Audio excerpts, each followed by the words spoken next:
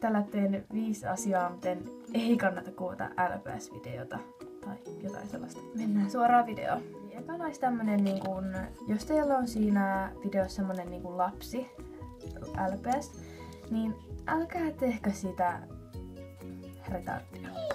Mä haluun karkkia, Ei. Näyttäkö hippaa? Ai, sattui. Juu. Ja sitten toisaalta tämmönen että yritäis tarkentaa siihen Betsiin kuka puhuu. Joo, tää on mua. Videoita on tosi ärsyttävä. Kolmantena on taustaäänet. Pikankaan raivostuttavampaa, kun siellä kohtauksen taustalla kuuluu jotain paperien suhinaa tai jotain muuta vastaavaa. Äiti, mä lähden nyt Mimosalle. Kyllä. Joo, moikka.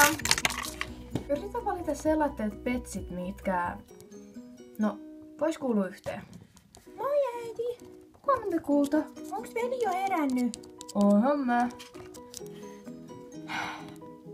Viimeisenä, mutta ei todellakaan vähäisimpänä, on taustat, eli... No, kattokaa itse. Voi ei, mä oon myös jo koulusta. Eli please, ottakaa joku semmonen hyvä tausta ja... Tälleen. Jos kun katsotte videon, jos te että mä teen lisää vlogeja, niin pistäkää ehdottomasti peukut pystyyn ja me nähdään ensi videossa, joka on todennäköisesti sarjan jatko. Moikka!